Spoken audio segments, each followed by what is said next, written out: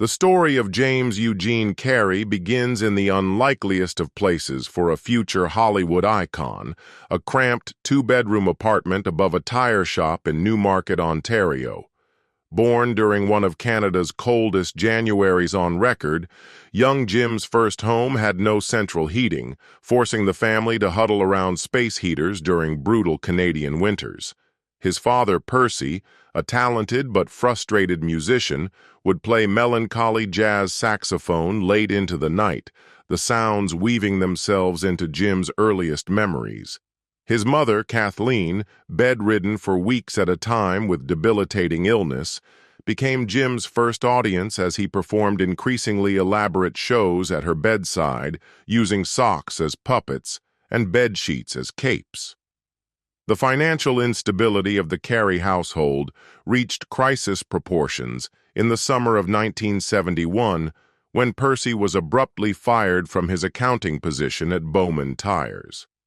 9-year-old Jim watched helplessly as the family's possessions were repossessed one by one, first the television, then his father's prized saxophone collection, and finally the family car. For 3 agonizing months, the Carreys lived in the back room of Percy's brother's auto repair shop, where the constant smell of motor oil and the sounds of pneumatic tools became the backdrop to Jim's childhood. Jim's first paid performance came unexpectedly on a frigid December night in 1975 at Yuck Yuck's Comedy Club in Toronto. The scheduled opener had canceled due to illness, and 13-year-old Jim, who had been watching from the back, convinced manager Mark Breslin to let him fill in. His 7-minute set, a mix of surprisingly astute political impressions and self-deprecating jokes about poverty, earned him $12 and a standing invitation to return. Over the next 18 months, Jim would develop his signature physical comedy style, studying Chaplin and Keaton films at the Toronto Public Library and practicing facial contortions for hours in the club's filthy bathroom mirror. The turning point came in April 1979, when comedy legend Rodney Dangerfield caught Jim's late-night set at the Comedy Store in Toronto. Dangerfield would later recall being floored by the human rubber band, who could morph his face through 12 distinct expressions in under 5 seconds.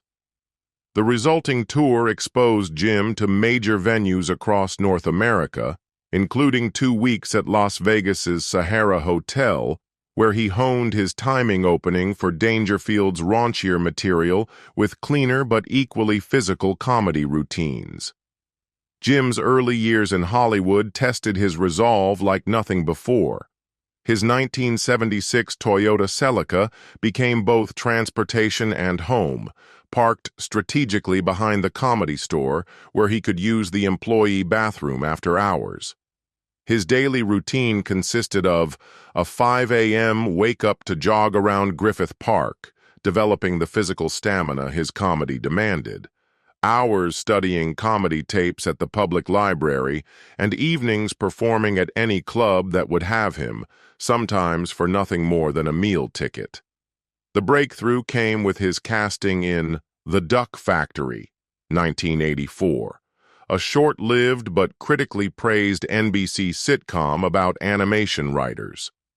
Though canceled after 13 episodes, the show gave Jim his first real exposure to television audiences and led to supporting roles in films like Once Bitten, 1985, and Earth Girls Are Easy, 1988.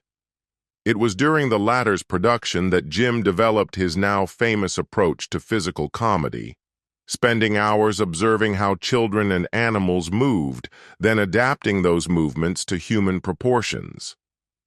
In Living Color, 1990 to 1994, became Jim's proving ground, where he created boundary-pushing characters that redefined sketch comedy. Fire Marshal Bill's grotesque safety demonstrations were inspired by actual 1970s industrial films Jim had seen as a child, while Vera DeMilo's exaggerated masculinity came from months of observing bodybuilders at Venice Beach's Muscle Beach.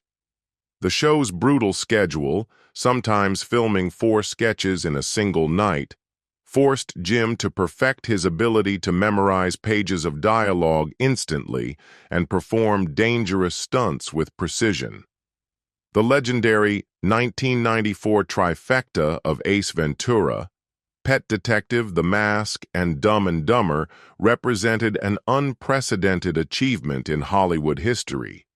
During Ace Ventura's production, Jim insisted on performing all his stunts, including the now iconic butt-talking scene, which required 36 takes over 2 days.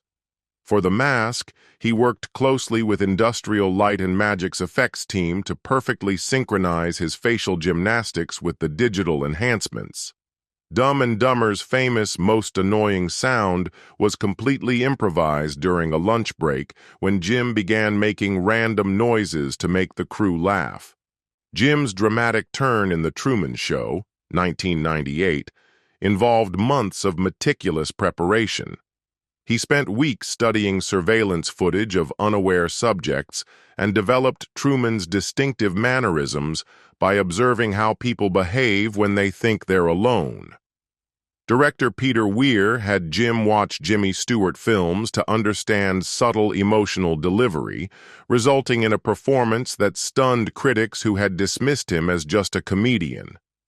His transformation into Andy Kaufman for Man on the Moon, 1999, was even more extreme. Jim remained in character as Kaufman and Kaufman's alter ego Tony Clifton for the entire 6-month production, even when cameras weren't rolling.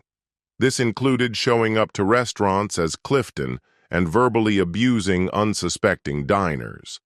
The psychological toll was immense. Jim later admitted he lost himself in the role and needed months of therapy to recover. Jim's painting practice began in earnest during a 2002 depressive episode. His early works were dark, chaotic pieces created during sleepless nights, but they gradually evolved into the vibrant, politically charged canvases seen in his 2017 documentary. His New York studio now contains over 800 completed works, many featuring recurring motifs like disembodied eyes and fractured faces that reflect his philosophical inquiries into consciousness and identity. His spiritual journey has been equally profound. After years of studying various traditions, he developed a personal philosophy blending Eckhart Tolle's presence teachings with absurdist humor. His 2014 commencement address at Maharishi University distilled these ideas into practical wisdom, advising graduates to choose love over fear, while acknowledging life's inherent ridiculousness, delivered with just enough classic Carrey physicality to keep the audience laughing through the profundity.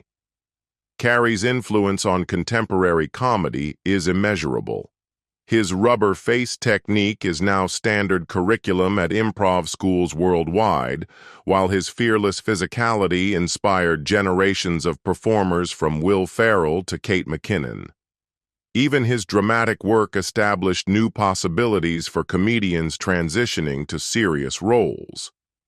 Beyond entertainment, Jim's openness about mental health struggles and spiritual seeking helped destigmatize these conversations in Hollywood. His art exhibitions and philosophical writings reveal a man continually reinventing himself, proving that global fame doesn't preclude profound personal evolution. From the factory floors of Toronto to the pinnacle of Hollywood success, Jim Carrey's journey remains one of show business's most remarkable, not just for its rags-to-riches trajectory, but for demonstrating how an artist can remain authentic while constantly pushing creative boundaries.